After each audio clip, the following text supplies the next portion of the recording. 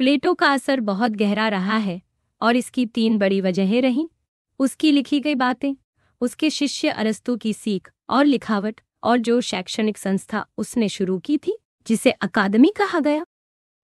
इस अकादमी का नाम उस जगह से पड़ा जहां लोग इकट्ठा होते थे, जो एथेंस शहर की दीवारों के बाहर एक शांत और पवित्र जगह थी। पहले वहां एक पवित्र बगीचा और बाद में एक धार्मिक जगह और सार्वजनिक जिम हुआ करता। 5वीं सदी में अकादमी और ऐसे ही 2 और बड़े जिम, लाइसियम और साइनोसार्जिस, सिर्फ कसरत या पूजा के लिए नहीं बल्कि पढ़ने लिखने और सोच विचार के लिए भी इस्तेमाल होने लगे। ऐसा इसलिए हुआ क्योंकि अलग अलग शहरों से आए दार्शनिक और विद्वान एथेंस की चहल पहल का हिस्सा बनने लगे। जिम अब ऐसे सार्वजनिक ठिकाने बन गए जहां दार्शनिक मिलते, बात करते और अपने ज्ञान के जरिए छात्रों को लुभाते। यह सब उस सोच का हिस्सा था जो 4वीं सदी में स्कूल बनाने की शुरुआत की तरह था। कुछ लोग खुले में पढ़ाते, जैसे कि एंटीस्थनीज, आइजोक्रेट्स, प्लेटो, अरस्तु, ज़ीनो और एपिक्यूरस। इन सब ने मिलकर आगे चलकर स्कूल, कॉलेज और यूनिवर्सिटी जैसे संस्थानों की नींव रखी, लेकिन इनका अंदाज उस समय के शिक्षकों और दार्शनिकों से ज्यादा जुड़ा हुआ था। प्लेटो ने 4वीं सदी की शुरुआत में अकादमी में चर्चाएं शुरू की। कई तरह के विचारों वाले लोग उससे मिलने आते, कुछ उसकी बातें सुनते, कुछ खुद रिसर्च करते और कुछ लोग वहीं खुले मैदान या उसके पास वाले बगीचे में चर्चा करते। धीरे धीरे अकादमी इतनी जानी मानी हो गई कि दूर दराज से भी लोग इसमें आने लगे, जैसे ज़ेनोक्रेटिस और अरस्तु। प्लेटो के समय में अकादमी एक खास जगह और उसके खुद के व्यक्तित्व के इर्द गिर्द बनी थी, लेकिन यह दूसरी जगहों से अलग थी क्योंकि यहाँ हर तरह की सोच को अपनाया जाता। प्लेटो के बाद भी कई सालों तक इस अकादमी को चलाने के लिए एक प्रमुख शिक्षक हुआ करता था जिसे स्कोलार्ड कहा जाता था। लेकिन जब रोमन सेनापति सुला ने इस जगह को नष्ट कर दिया, तब प्लेटो की बनाई असली अकादमी का अंत हो गया। फिर भी प्लेटो की सोच और उसके अनुयायी दार्शनिक एथेंस में बहुत लंबे समय तक सक्रिय रहे।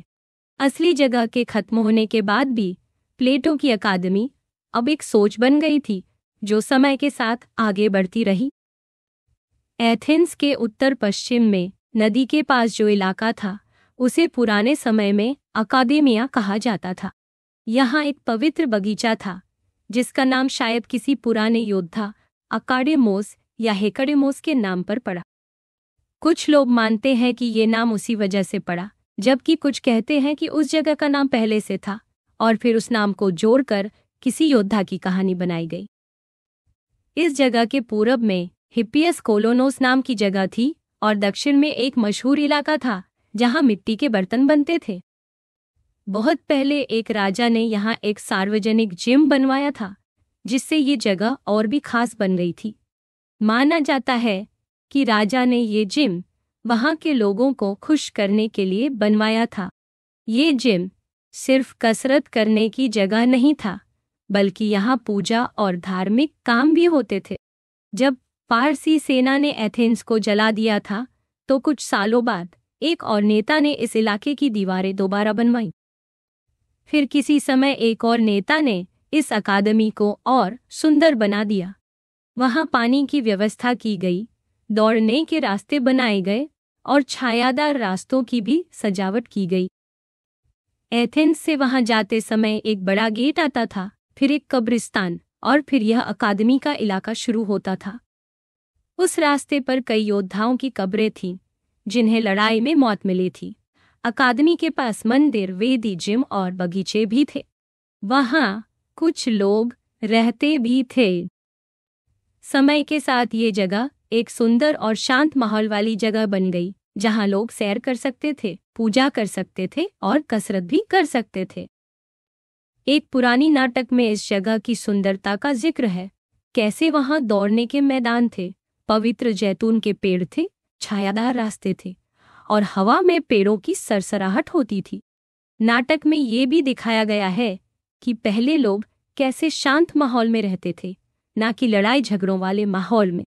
हालांकि ये कहा नहीं जा सकता कि उस समय यह जगह वाकई में इतनी शांत और ज्ञान से भरी हुई थी, लेकिन इतना जरूर है कि ये बहुत जल्दी सोच विचार और बातचीत की जगह बनने वाली। पर कुछ समय बाद जब स्पार्टा की सेना ने एथेंस को घेरा, तब ये शांत जगह भी परेशानियों में घिर गई थी। शिक्षा के लिए जो शब्द इस्तेमाल होता था वो था पैदैया।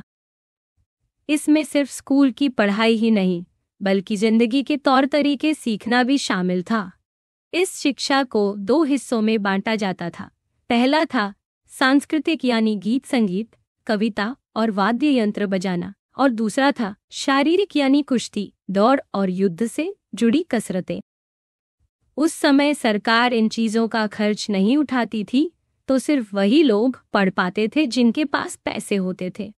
पढ़ाई ज्यादातर खुले मैदानों और जिम जैसी जगहों पर होती थी। बाद में पढ़ना, लिखना और गिनती करना भी जरूरी पढ़ाई में शामिल हो गया था। इसके साथ साथ धार्मिक त्योहारों, नाटक प्रतियोगिताओं और राजनीतिक बहसों में हिस्सा लेना भी पढ़ाई का अहम हिस्सा था। पुरानी शिक्षा में जिस तरह का इंसान तैयार होता था, वो होमर और हेसियोड जैसे कवियों की कविताएं जानता था, अपने काम खुद संभाल सकता था और शहर के त्योहारों को समझने और उनसे जुड़ने लायक होता था। उस समय जब एथेंस अमीर बनता जा रहा था और वहां सोच विचार की लहर चल रही थी, तब बाहर से कई दार्शनिक और शिक्षक वहां आने लगे।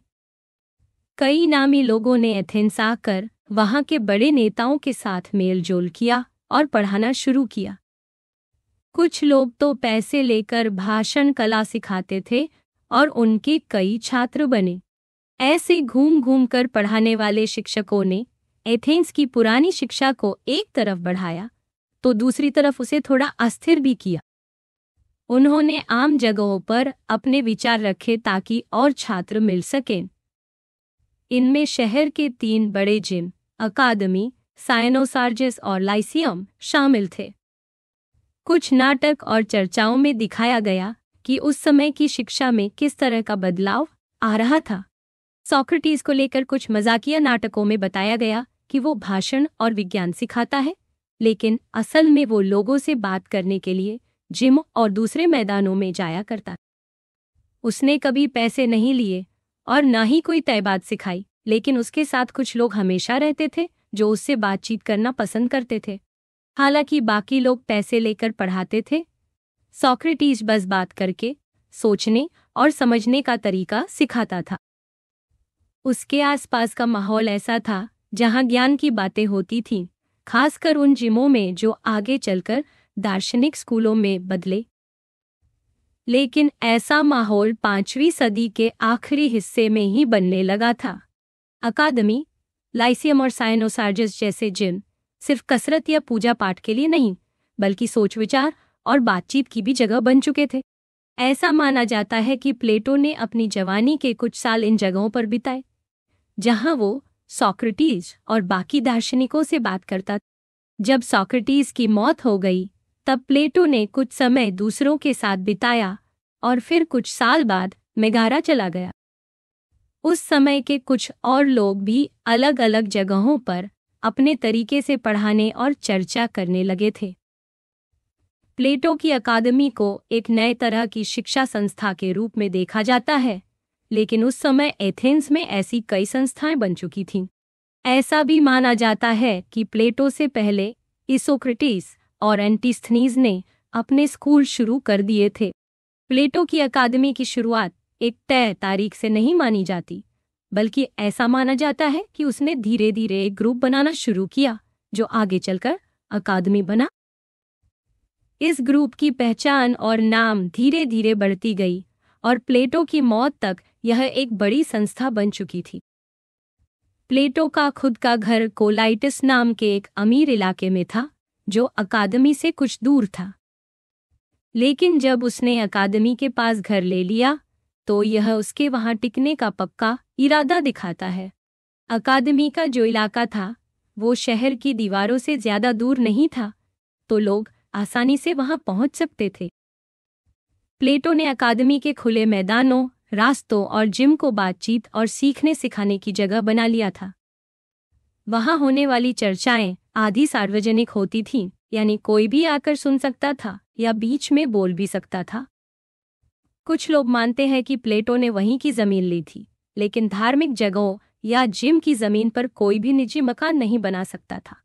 असल में प्लेटो ने अकादमी के पास ही एक घर और बगीचा खरीदा था, जहां वो अपने साथियों के साथ बात करता और शायद खाना भी बांटा जाता था। क्योंकि प्लेटो का घर अकादमी से बहुत पास था और दोनों का नाम भी एक जैसा ही था, इसलिए कई बार लोगों को ये भ्रम हो जाता है कि असली अकादमी कहाँ।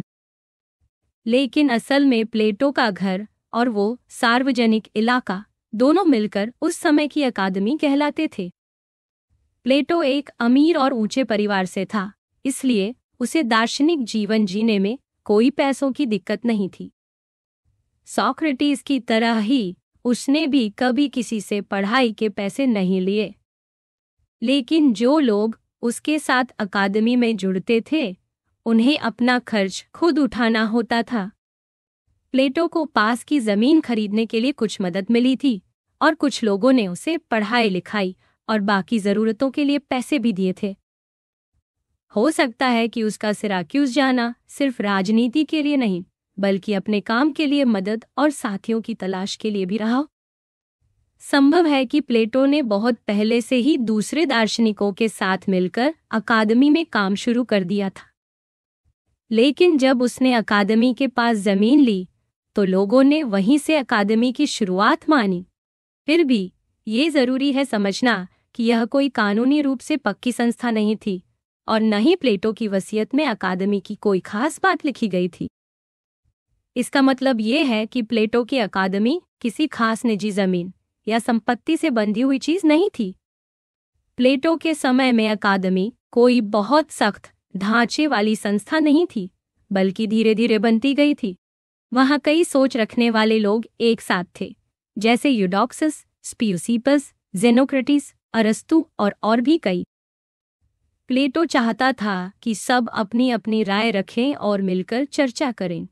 ये जगह बहस करने और सोचने की थी, ना कि किसी एक विचार को मानने।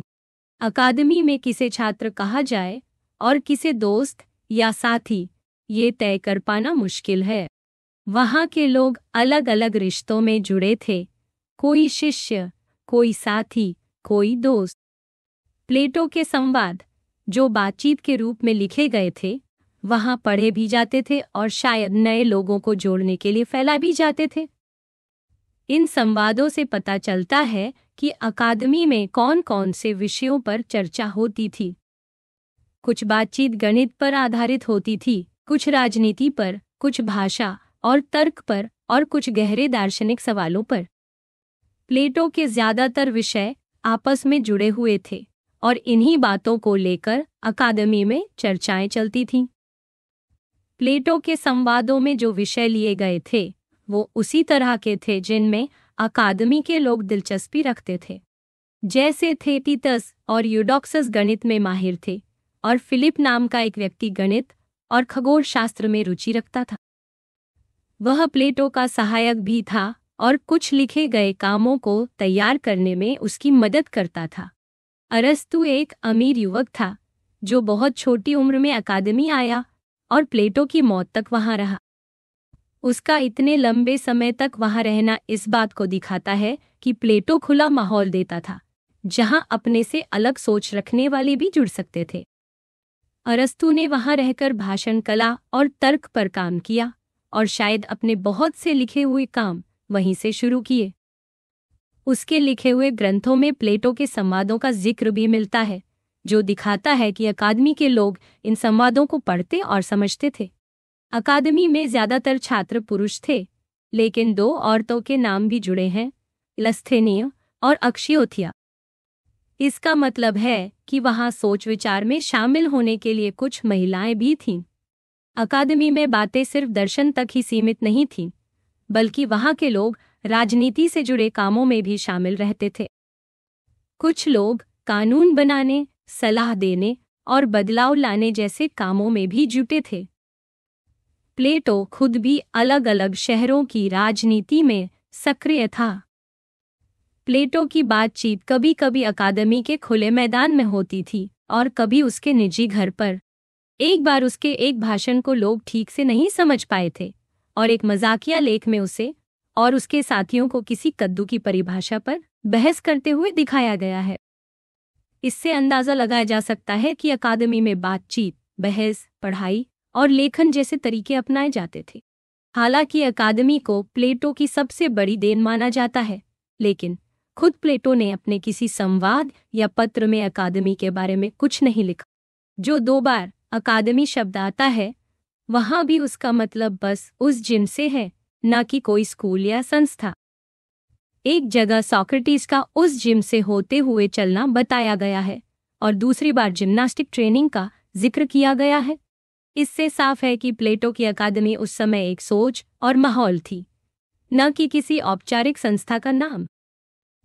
प्लेटो ने अपनी अकादमी के बारे में कभी सीधे कुछ नहीं लिखा, इसलिए उसे स्कूल कहना थोड़ा मुश्किल हो जाता है। कुछ लोग इसे हेरेसिस कहते हैं, जिसका मतलब होता है किसी खास जीवन रास्ते को चुनना।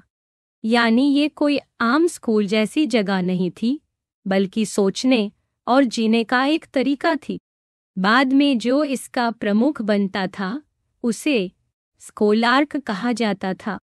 हालांकि आज जो स्कूल शब्द है, उसका मतलब पढ़ाई की जगह होता है, लेकिन उस समय इसका मतलब था फुर्सत का समय या सोच विचार का माहौल। इसीलिए उस समय की अकादमी को आज के स्कूल या कॉलेज से जोड़ना ठीक नहीं होगा।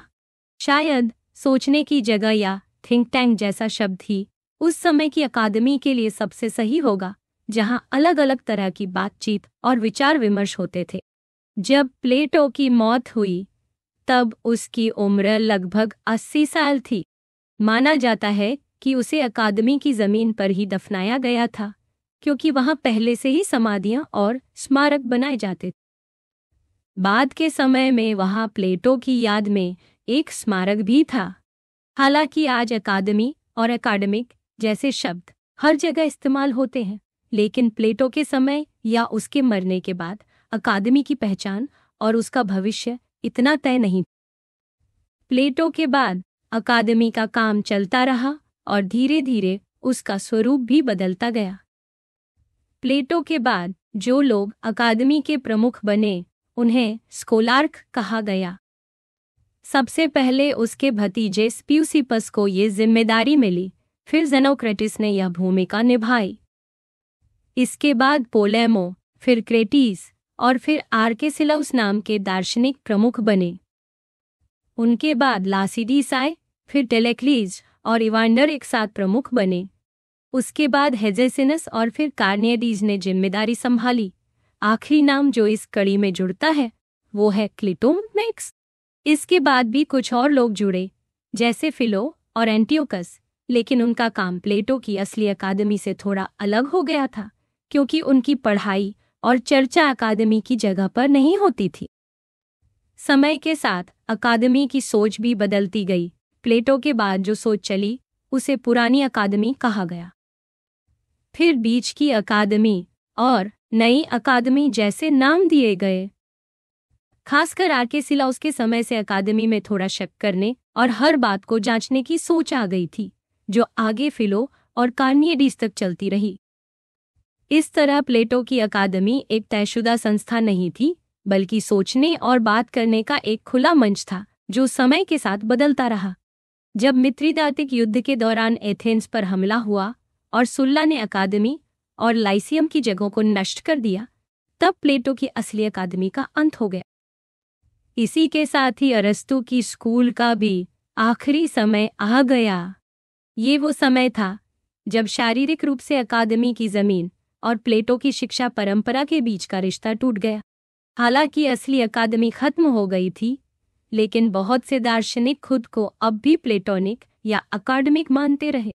बाद में एक रोमन सम्राट ने प्लेटो, अरस्तु और कुछ और दार्शनिक धाराओं को पढ़ाने के लिए कुछ सरकारी शिक्षक नियुक्त किए, लेकिन ये लोग पुरानी अकादमी या लाइसियम से नहीं जुड़े, बस उनके विचारों की परंपरा को आगे बढ़ा रहे थे।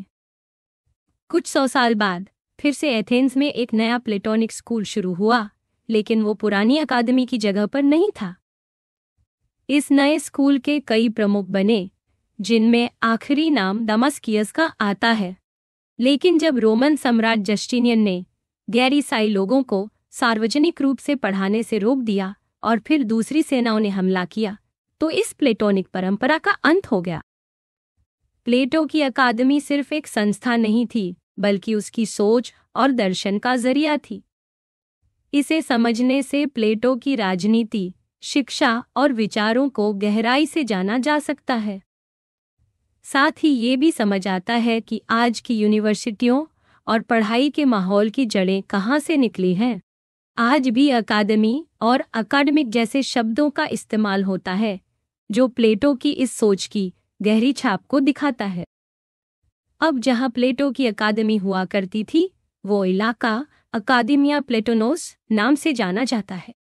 वहाँ के खंडहर आज भी देखे जा सकते हैं और एक छोटा सा म्यूजियम भी बना है, जो आने वालों को उस जगह के बारे में जानकारी देता है।